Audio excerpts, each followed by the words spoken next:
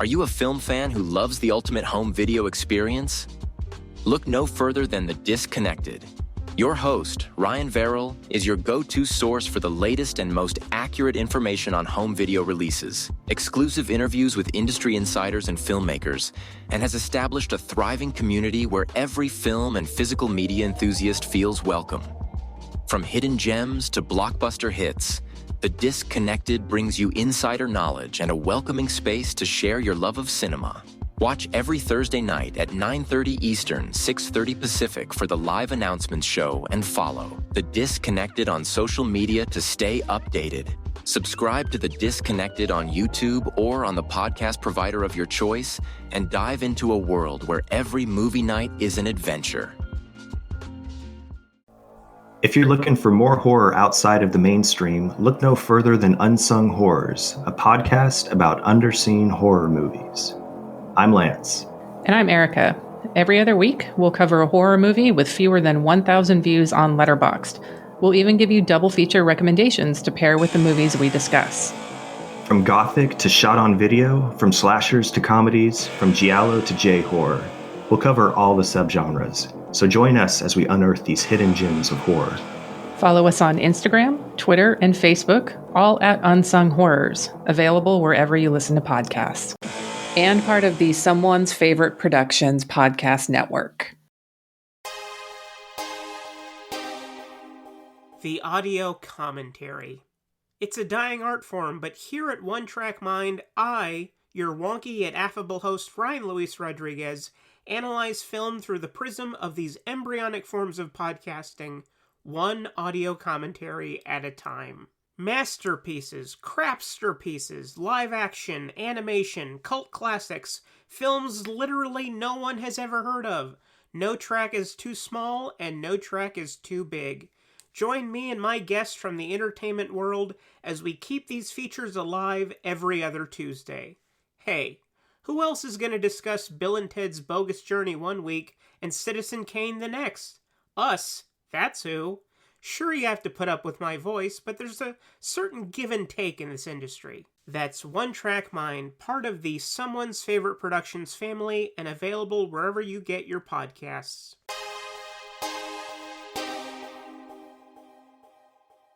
Barney!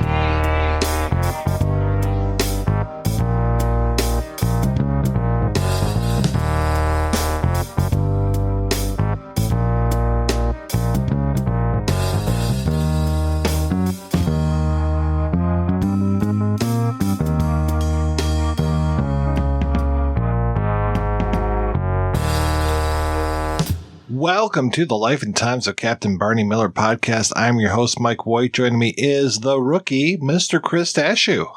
I'm back, but only for this season and one time, and then you won't see me again for like 3 more seasons. I'm sure that would make a lot of listeners very happy. Bet it would. Or are you sitting at a desk and have a flower on it? To be fair, they're both female characters, and they're both treated pretty poorly, so I guess either way is perfectly fine at this point. At least we don't have to see LaCorey's husband. Thank goodness.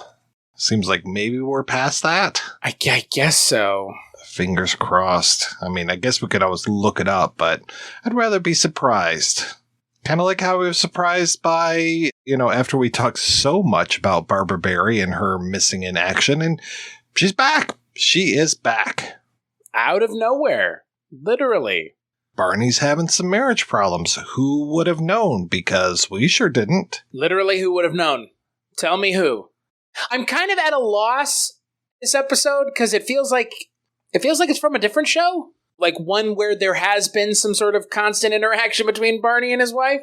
I mean, is this just Barbara Barry's agent finally couldn't settle in negotiations and they said, okay, we can have her in here? I wonder, because you know what? I can't even remember the last. Like, she looks so different, I almost didn't even recognize her. I think the last episode we saw her on was Social Work. Yeah, was she like a? Was it during all the thing with Fish's kids? Oh boy! Yikes! We haven't been doing this that long. but it feels like a long time. The Social Worker, season 2, episode 2, maybe? Was the last time we maybe saw her? Sounds about right. Barney worries about Elizabeth's job as a social worker, takes her to a tough part of East Bronx, and Harris becomes obsessed with a master forger. So who are we and what are we talking about, Mike? What are we talking about on this episode? Because we derailed ourselves with the arrival of Barbara Barry from the stage right somewhere. It was just shocking. We are talking about 3 episodes of Barney Miller. We're still talking about the 4th season. This seems like a long season, but it's been a pretty good season.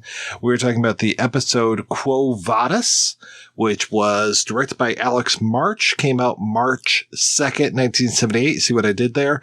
The next episode, Hostage, directed by Hal Linden. That was released March 23rd, 1978. Then we had a little bit of a break there, and we came back with Evaluation. That was directed by Noam Pitlick, and that came out May 4th, 1978. No April episodes. No April episodes. Not in 1978, apparently. They probably ran some reruns. Sweeps week. Well, Quo Vadis, that kind of feels like we're getting a little serious here, ladies and gentlemen, to the point where they really didn't do a lot of the laugh track on this one. What was the deal with this episode? From the Ivy Bethune character of the woman who has it was super serious all of a sudden. Well, yeah, it starts off very serious. Barney has been shot. It's like, whoa, before the credits even roll, we find out that Barney's been shot. No gag. No, not played for laughs. Not played for laughs at all. We should just mention this. Like, not like, haha, Barney's been shot. Like, Barney has been shot. And you're like, oh, shit. What's going to happen here? We start off, there's no one in the bullpen other than you mentioned Miss Jacobs, I should be sure to say that. And the phone is ringing, and we have, I'm trying to remember who the first one, I think it's Wojo is on the scene. He brings in Mr. Milton is his first name. He is the very, very familiar face of John Dullican, which we have seen him before on here. He's got a great voice. After this, he plays the same character every time he's on the show. And he's on the show 5 more times, or 6 more times, so. Repeat offender. Yeah, that's his name's going to be Ray Brewer the next time he shows up. He's already showed up 3 times on this show, I think. He's an itinerant criminal, and he is very proud of that, too. He's told his wife, there's long hours in this. I'm going to be away from home for long stretches, because he knows that he's a criminal through and through. And I kind of like that. What does that sound like? I don't know. Tell me. A cop, huh? Yeah, exactly. It's very strange, because, you have him interacting with Barbara Barry, and, works, but if you're not a regular watcher of this show, you're going to be like, okay, so Barbara Barry's a big part of the show, right? She's not. It's just weird because they make such a big deal of her in this episode. And then she just fucks right off back to wherever again. This is her second to last time on the show. She's not even in the final episode of the show. I would contend she should have never been in this show. Understand, as do you, and appreciate why they did include her in the early seasons. But I think we both would agree, it's pretty obvious they don't need anything outside the station. Right, exactly. I mean, I think Otto talked to us about that last time where, the life and times of Barney Miller just became Barney Miller. And there is no life outside of the precinct. So Liz is just an inconvenience at this point. So let's go ahead and trim that loose end, I suppose. But I don't even know we needed that loose end to be trimmed. Right, and I completely agree. I would have been perfectly fine with just never hearing from her again. Let's just assume she's gone. Not gone, but off doing her own thing. Unless they are going to make room for potential romances for Barney going forward. And they had to have that, sign off to say, Liz is out of the picture. It's okay for Barney if he goes on a date occasionally. But we already have Wojo going on dates. Is that where they left it? No. I think how they wrap this... Because I didn't feel like should have done that, frankly. You said she's coming back, right? One more time. Right. And I feel like sometime between this appearance and the next appearance, there's going to be, hey, we've got some papers for you to sign, Barney. That's my guess. Description for the next episode gives it away, so we'll leave it at that. But you would be seemingly correct in that respect, and you know what? Good. But I think to your point, yeah, it's like, do we really need this? She shows up so infrequently at this point, it doesn't even matter. Like, nobody cares, really. And that's to no detriment of the show at this point, because the show doesn't need her character. And it shows, because when she is in the show, it's like, why? Nobody cares. You have no interaction with Hal Linden at this point. You have no chemistry with him, because you have not been here for any of this for the longest time. To the point where the precinct doesn't even look the same anymore. There would be characters at the precinct she would have no idea who they are or how to interact with them. Like, Levitt is there, and he came post Liz, I believe, so... Jack Sue is gone. Fish is gone. I mean, there you go. I mean, that's 3 distinct changes. And Landisberg is there. So that's 4 distinct changes that she would have no idea who they are. But, in spite of all that, this is a pretty good episode. It's interesting that this episode is very serious. I mean, there are some laughs throughout here, but this episode feels as serious as Wojo's problem should have been. On a very special episode of Barney Miller. The plot outside of Barney being shot, we keep mentioning it, but we haven't explained it. He got grazed by a bullet on his finger. Shot in the finger. Ba-da-ba-ba-da-bum. I guess, is that enough for Liz to be angry about? I don't know if she's angry at him for that. She's just angry because he works all the time? That's what it feels like. Which I never even got the sense was the case in this show. It's weird, right? It's a very strange episode because her involvement, it drags the episode down because it's so weird. Yeah, because the other stories are kind of decent, you know, the whole thing with Milt and then the thing with the lady. So the old lady is there, wants to file a complaint because the art seller down the street is showing obscene paintings.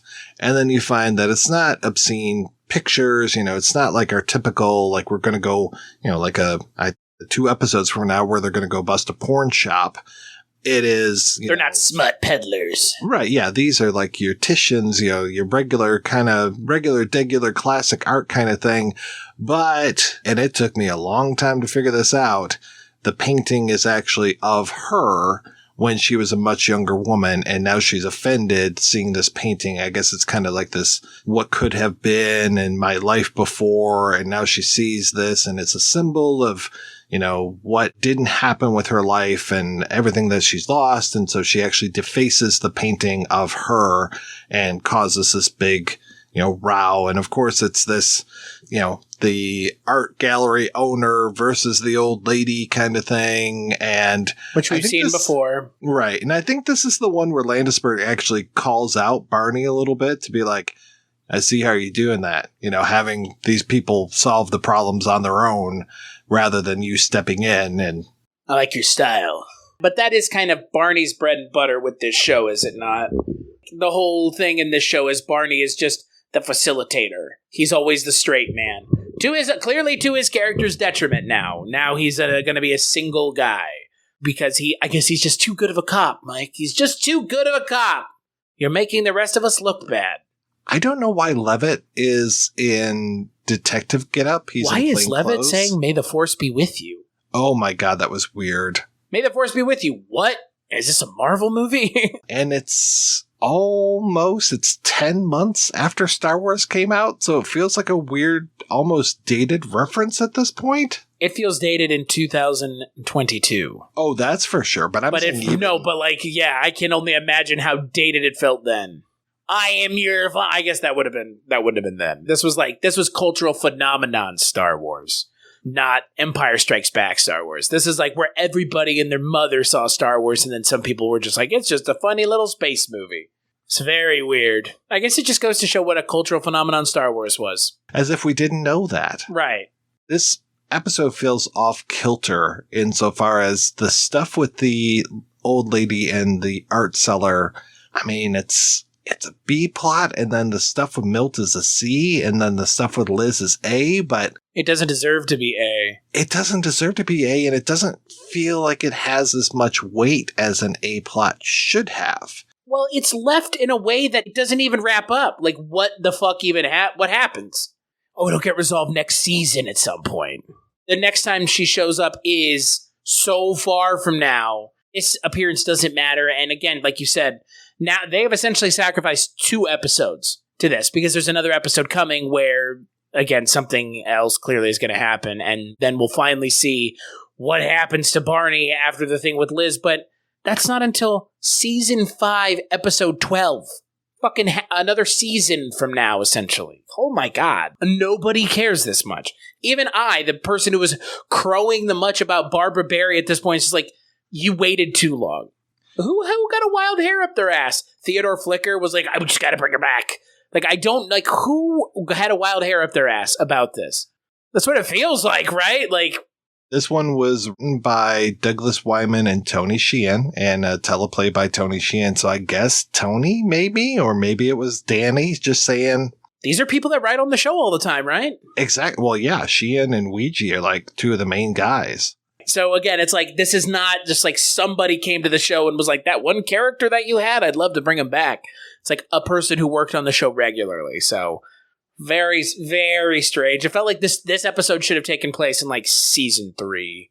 I mean, it's like, you remember how I posited a long time ago, there's probably like a big board of story ideas where they're like, okay, we can have the forger mixed with the, the little old lady who does this mixed with, Levitt having problems with his shoes or something. And they probably just had one that says like, resolve Liz storyline, and it just got kicked down the road like years. The can got kicked. Till it finally came back to this, and they're like, okay, yeah, let's do this up, and let's end it differently than we end every other episode, where we're going to have the credits roll over Liz's face, and it's going to be super somber. No music, nothing, just we're going to have her there distraught. On a very special Barney Miller. I felt like it was doing Barbara Barry a disservice with this. I feel like it did everybody a disservice. Because A, they introduced the character only to waste her anyways. But I mean, at least Barbara Barry was getting credit for a while, but she doesn't even get credit anymore. That's, I think, since this previous season or this season, she doesn't. I think it's since been season 3 she hasn't gotten credit. Yeah. So, yeah, it's weird. It felt like a throwaway idea. And yeah, no, she didn't deserve this. And it's just weird because it's like, oh, you haven't seen me for a while, but guess what? Off screen, Barney and I have been having marriage troubles, apparently, for the last 2.5 years. And it's like, well, Barney has been acting rather calm about that all this time, so he must not have cared. Or this was just super fucking shoehorned in, and it really sucks. And that's what it really is. Because Barney, like the character of Barney Miller, I would like to believe would not let that happen with his wife. Because we've been led to believe that that's not the kind of character he is. We saw the relationship that they had. It was a loving relationship. They were intellectual equals. He treated her rather nicely, right? Better than Fish treated his goddamn wife in this show. That's for sure. So it is weird. Like you said, they've done her a massive disservice. So let's talk about Hostage. Yes, let's please.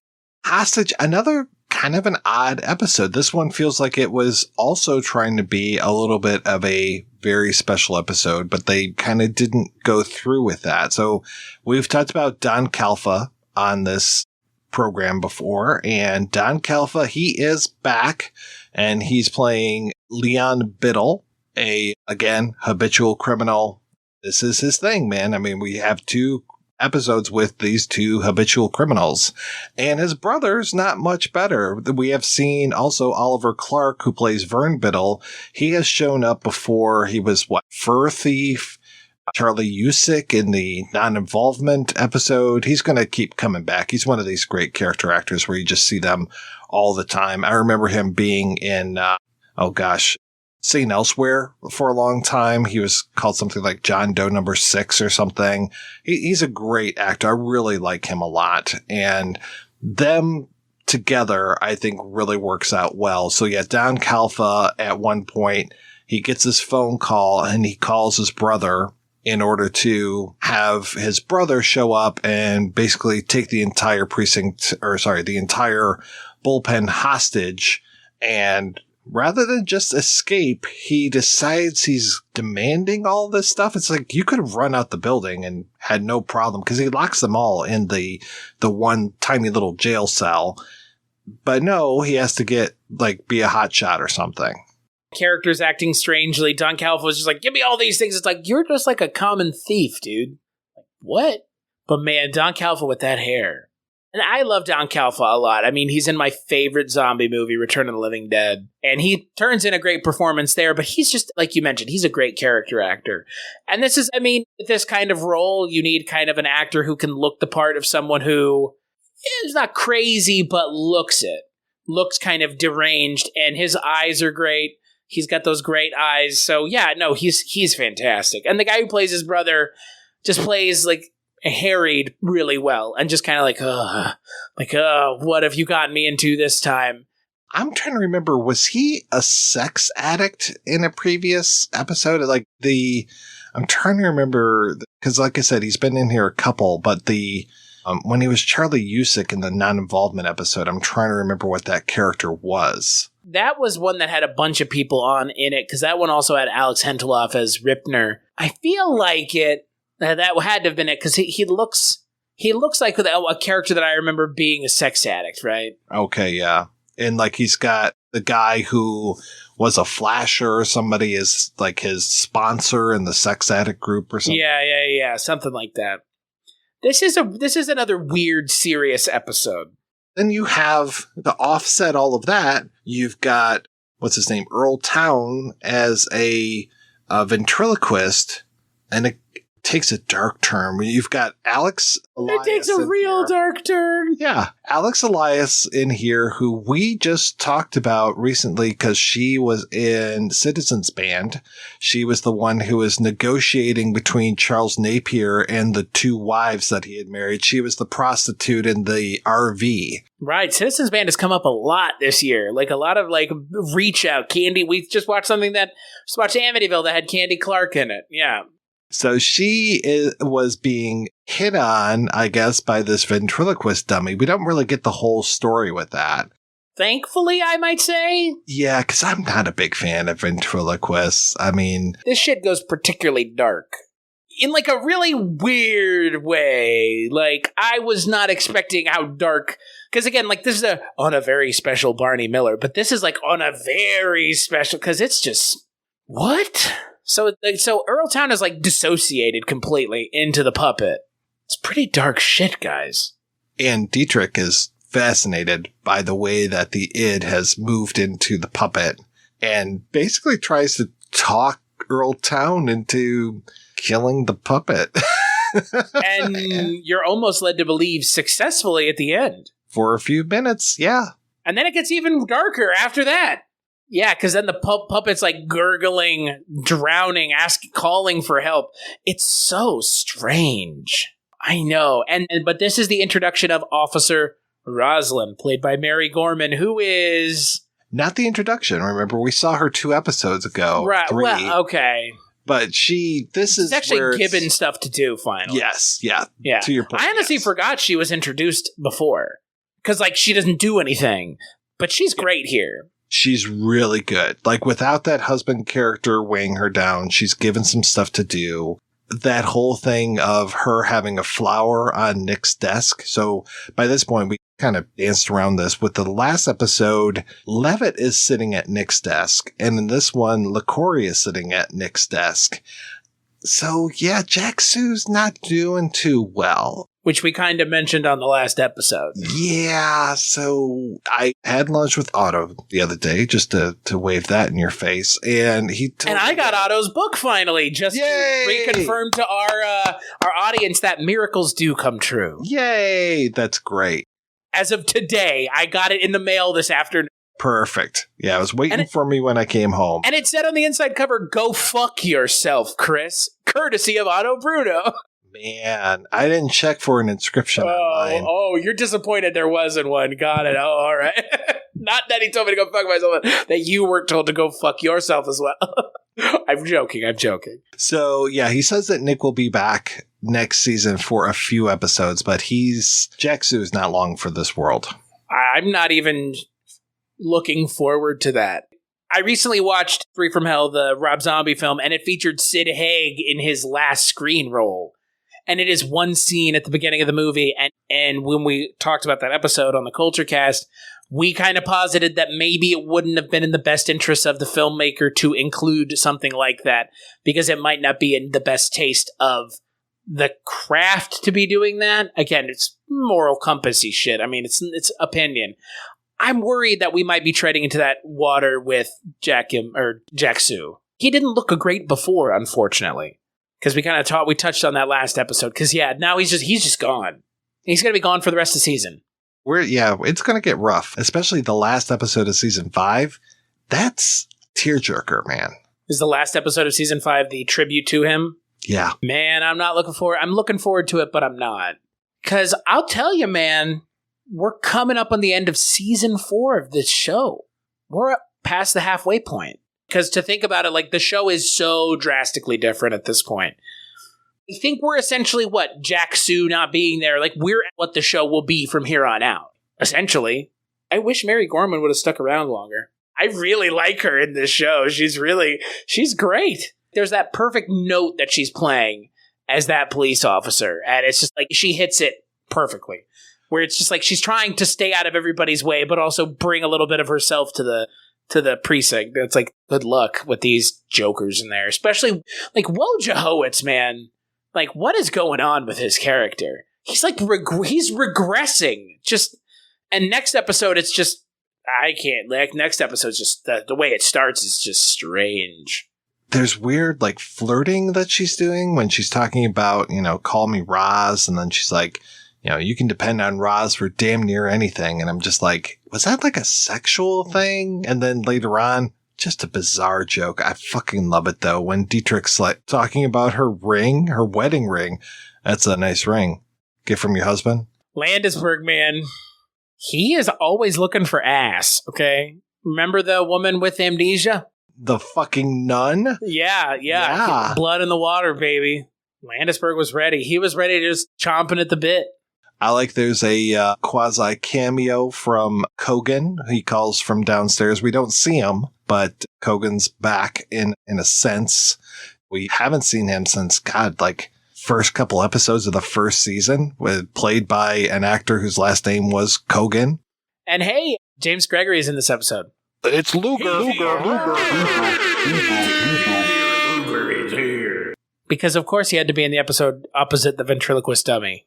Hey, Barney, look at this weird-ass doll. Look at stalking. Like, okay, well, I'm here for this, sure. That stuff works for me. Yeah, but that's because, James Gregory should have had his own... What? How the fuck did he not get his own spin-off show? James Gregory, give it to Fish, I get it. But, James Gregory is such a fun part of this show now that, whenever he shows up, I'm just like, he's a welcome part of the show.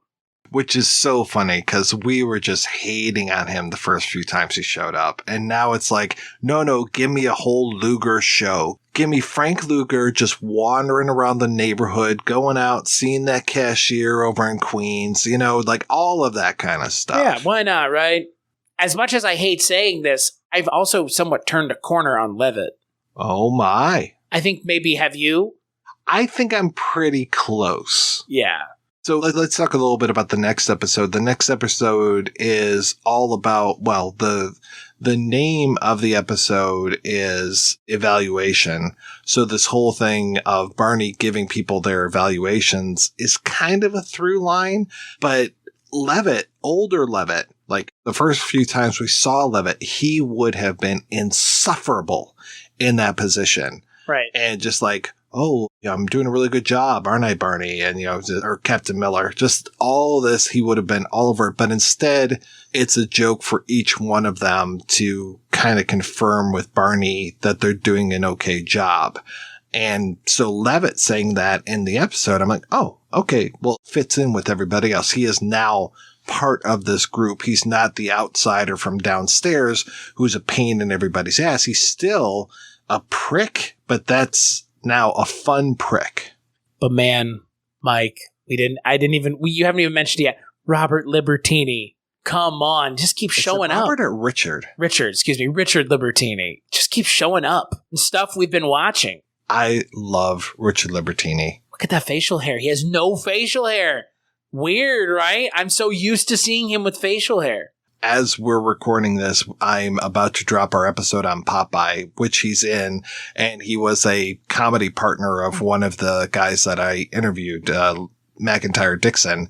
So, like, talking about Dixon's like, they would have to separate us in different groups and stuff because we were on such a wavelength with each other that we could like finish each other's sandwiches kind of thing, that it was just like, Libertini, Dixon, you two split up. I'm surprised Dixon never made it to an episode of Barney Miller, but Libertini being here as 1223 and all of his numerology things, I was so there for it. Yeah, I'm with you. I'm a huge fan of Richard Libertini. It's funny. It always cracks me up. His IMDb picture is from Fletch Lives, which is the lesser of the Fletch films. But at the same time, like, it cracks me up because that whenever I think of him, that's exactly the way I picture Richard Libertini, is as the shoe shine from Fletch Lives. And no, I'm not kidding. But in this episode, he has no facial hair at all. So he looks different from his normal look. But when you hear his voice, you know it's him. For me, he will always be the character that he was in All of Me. He was some sort of like Swami guru type guy. And the spirit of Lily Tomlin escaped from this bowl. So there's this whole thing of like, can you put Edwina back in the bowl? Begging bowl. Yes, back in bowl. Yes, begging bowl. Neem. Neem, what do you mean? Oh, you have to fix the bowl. Fix bowl. Fix bowl. Fix bowl. Fix bowl. Fix bowl. You put Edwina back in bowl. Begging bowl. Edwina back in bowl. Go fix bowl. Go fix bowl. Go. I like him a lot. He's a really good character actor. oh, fuck yeah. Yeah. Yeah. And him just like, oh, they're trying to suppress you. And I'm changing my name to 1223 because it all adds up to 7. And that, you know, and I'm just like, My oh name God. is QAnon. I mean, yeah, it's that level. But it's funny because like it's at the end of the episode, there's a pretty good punchline where it's like, you know, courtroom 43, 9:30. He's like, 9:30. That's not good for me. Right. That's not spiritually good for me. It's like, dude, that's not how this works. Glad they didn't give him the A plot though, because I don't think there was enough there, but I also don't think there was enough there with the story that they did give the A plot. Before we talk about the A plot, let's talk about the C plot, which is going back to Roz, and that's Wojo walking in on her while she's in the bathroom. So what you're talking about with his regression, that's very like elementary school type Wojo. Tee-hee. Yeah. Oh, I saw you naked, I guess. I mean, she's either sitting on a toilet. I don't imagine she's changing her clothes in there, so he saw her sitting on a toilet. Yeah, he saw, what, a thigh or something? Okay. Wow. I can't even imagine what would he have seen that was salacious. She just got naked, that's what it was. She's waiting for Wojo Hoas to show up. She goes to the bathroom like George Costanza goes to the bathroom. Just takes everything off. He likes the freedom, Jerry. Likes the freedom. Exactly. Oh my God. I wasn't waiting. I don't know. It's fucking strange. Like, what a weird way to open the episode. And of course, there's more tension around Roz, and it's just like, what do we do? You know, there's this woman in the precinct. What do we do? Da, da, da, da, da. I can't believe they went back to this goddamn well again. I know. Again. We settled.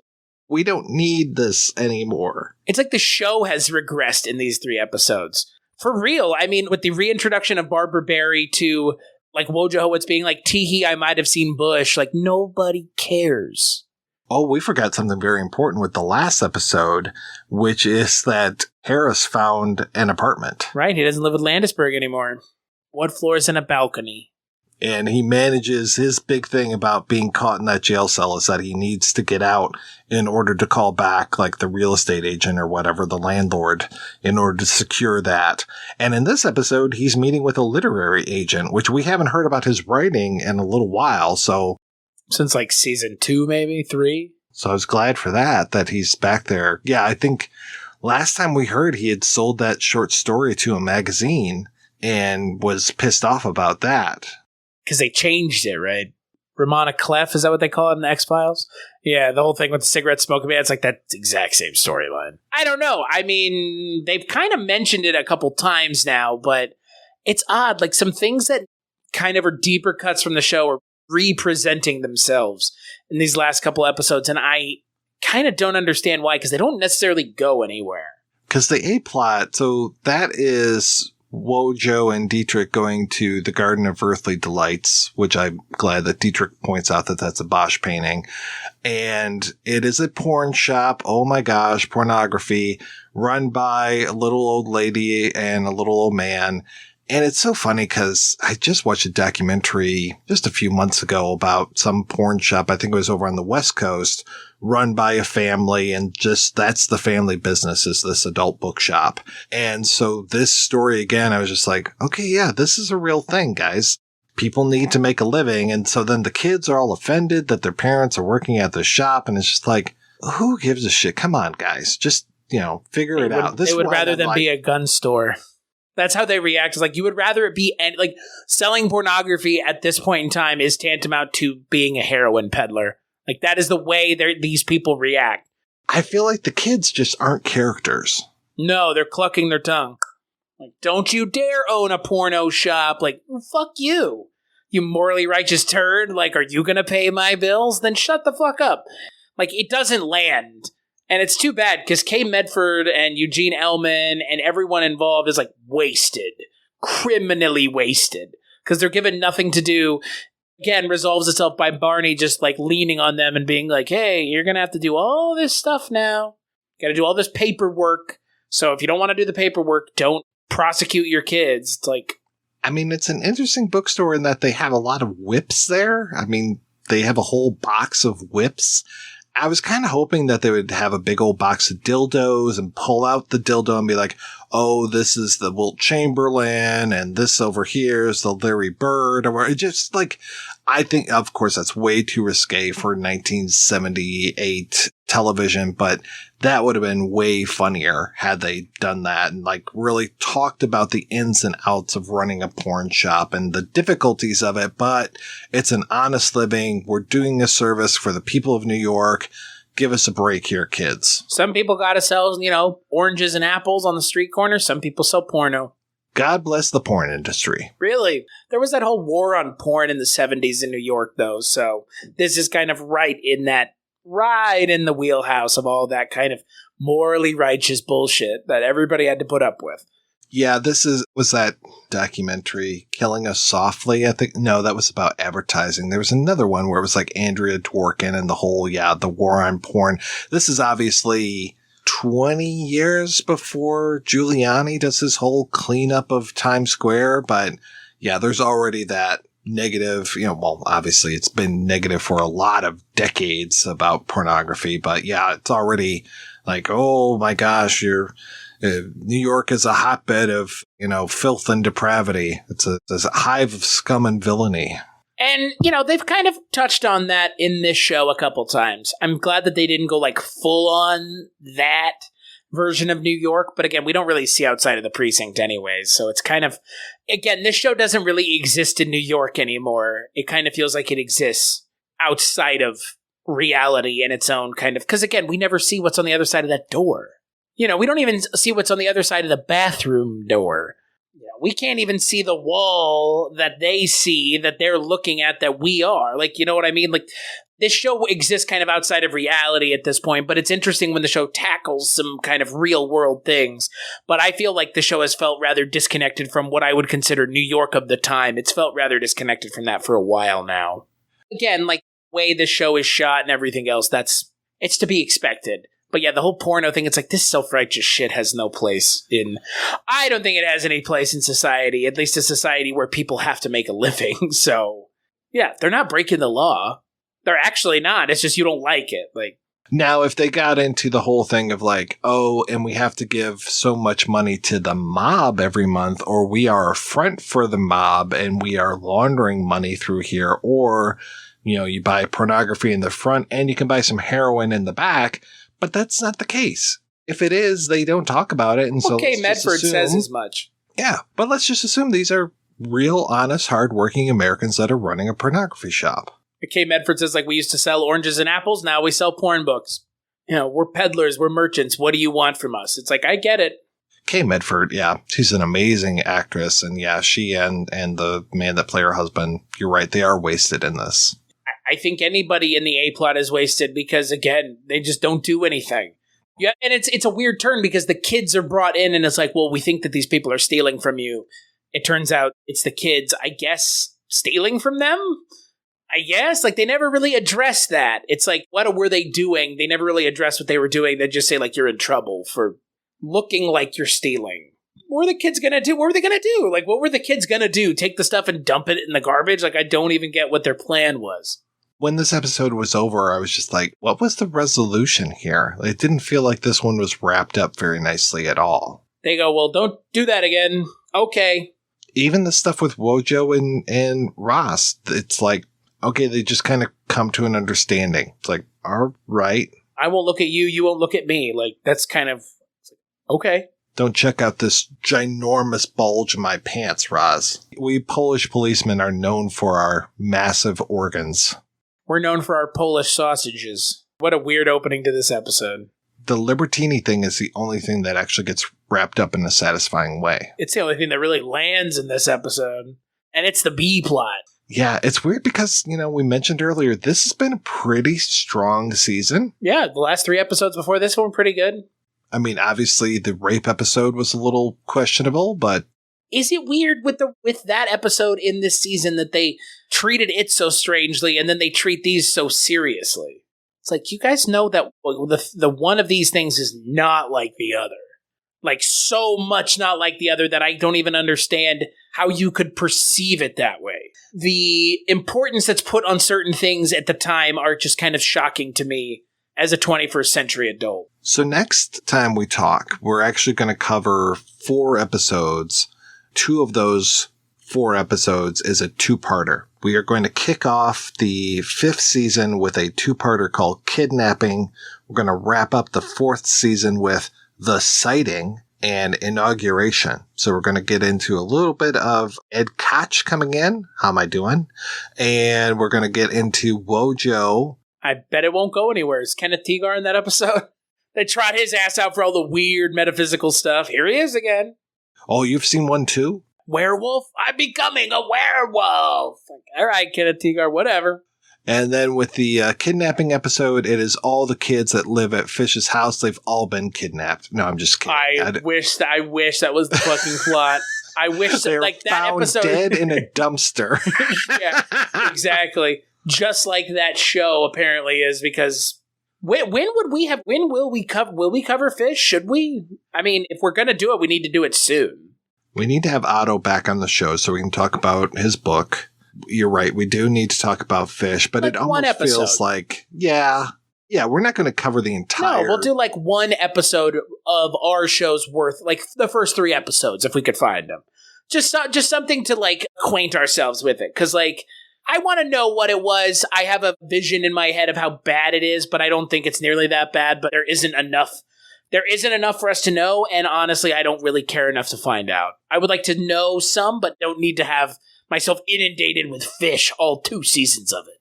I'm going to propose this, that we do, if we can find them, like obviously we can find Fish season 1. I'm going to propose that we do Fish season 1, episode 1, Fish season 1, the final episode, Fish season 2, episode 1, and Fish season 2, the final episode. Now it's just a matter of finding those episodes, though. We had a way, and I need to dig through my information. Someone on our Facebook group was very kind and emailed us and let us know that we can watch these through a Canadian streaming service or something, or through their website. So good for us. So if we can get those, I think that would be a good way to see how the flow is, because we can just probably fill in the blanks the rest of the time. Well, and again, this is our 21st century TV brain talking when it was probably not chronological in any fucking form or fashion. These episodes are probably the only ones that are. Because I have a feeling that last episode of the 2nd season, they probably didn't know that they were going off the air. I would almost guarantee it. Abe Vigoda probably thought, I have a sure thing. Sure thing. You know what was a sure thing? Barney Miller. That was a sure thing. It was. You fucked it up, Abe. You fucked it up. But again, as we come to the end of the 4th season, I'm glad he's gone because I like this chemistry now. Yeah, and I'm very curious, like, when we get to that next episode of the Life and Times of Captain Barney Miller podcast, how's that 5th season going to even start? What are those opening credits going to be like? Are we done messing with the opening credits? No, because at some point, season 6, Nick's not going to be in there anymore. So what's going to happen? But I'm curious, is there going to be different opening, new characters? How is this going to run? So the whole world is just out there waiting for us to discover it, Chris. Yeah, season 5, man. I'm excited. I'm very excited because even though these episodes have kind of been not duds, but just kind of tonally strange in comparison to the way season 4 had been going, season 5 maybe could be what we were hoping more of season 4 was going to be. I don't know. The show, maybe towards the end of the show is trying to do something different just for the sake of being different. I don't know. The next 2 episodes maybe will give us a better idea, but maybe this is the tone of the show moving forward. I don't know. That's kind of again, like I see your face and your reaction, and that's my reaction, but at the same time, like maybe that is the case. I don't know. Would Otto have written a whole book about a season of TV that was nothing but quo vadis and evaluation? I don't think so. I don't think so either. I think he would have found better things to do with his time. Also that. So yeah, we'll see if we can, obviously I think we're going to come back from that. That's my feeling, my hope, my dream. But in the meantime, while I dream about that, Chris, what is happening with you at the Culture Cast, sir? So in July, our good friends Richard and Cullen are back, having programmed an entire month of Charles Bronson movies.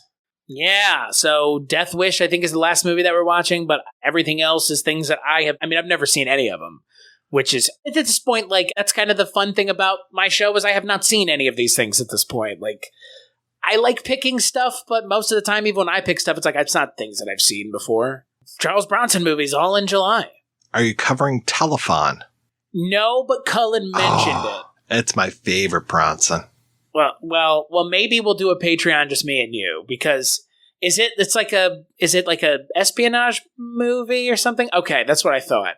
It's close because they use the telephone as a murder weapon. And I know that fucking Tarantino took, because it's a Robert Frost poem, I think it is, that triggers these people. And then for some reason, it didn't make any goddamn sense that Tarantino took that same line and used it in one of his stupid movies. I think we can amp up our hatred for Quentin Tarantino now that we're going to be competing with him. Oh, yeah, that's true. Yeah. Be sure to subscribe on Stitcher to the new Quentin Tarantino Roger Avery podcast. We will be sure to invite them onto the show sometime. Yeah, it's actually going to be called The Self-Suck Fest, where we just suck ourselves for... Chris, next month when we meet, let's just have a whole bump of cocaine ready to go. Just doing rails. And we'll just talk about Barney Miller the entire time. I can't put my finger on it, man, but I just like it a lot. What about you, Mike? Where can people find you when you're not here? You can always find me over at the Projection Booth, which is available at projectionboothpodcast.com. In July, where peas grow, I will be talking about some science fiction films. So sure to be a pleasing month for some of the audience. Maybe we can get those numbers back up after a disastrous outing, wonderful discussions, great interview with our Soviet Cinema Month. But between that and some real fuckery with iTunes, I'm in the toilet, ladies and gentlemen. My numbers are way down. So come on back to the Projection Booth. It's safe. We're not going to talk about Kira Muratova anymore. We are going to talk about some good old American science fiction. It's just become the Star Wars podcast. It's just we're just covering all Star Wars all the time, baby. Come on back. We're covering the films of Michael Bay on the Projection Booth now. We're going to be talking about Ben Kenobi, Chuck Kenobi, Jerry Kenobi, all the Kenobi brothers. Oh, Augie Ben Doggy.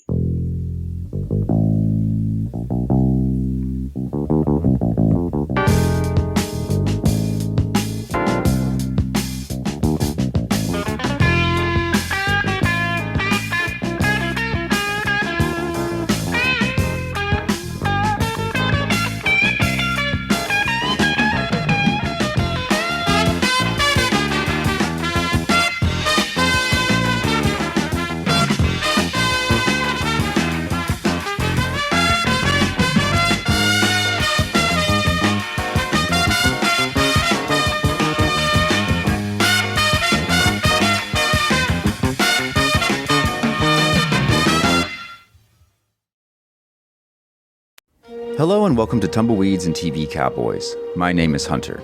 In this podcast, I'll be joined by a different guest each week to discuss a classic Western movie or TV show.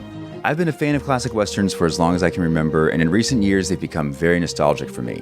I love the aesthetic, the tropes, and I love seeing different filmmakers' takes on them. At their best, they're incredibly entertaining, rewatchable, and some of my all-time favorite movies are Westerns. We'll mostly focus on Western movies made in Hollywood, but we'll also be covering spaghetti Westerns, and one thing I'm very excited to get into are Western TV shows. I've got some amazing guests coming on the show, film professors, historians, and podcasters. And Tumbleweeds and TV Cowboys is part of the Someone's Favorite Productions podcast network, and many guests on the show will be from other shows on the network. Thanks for listening.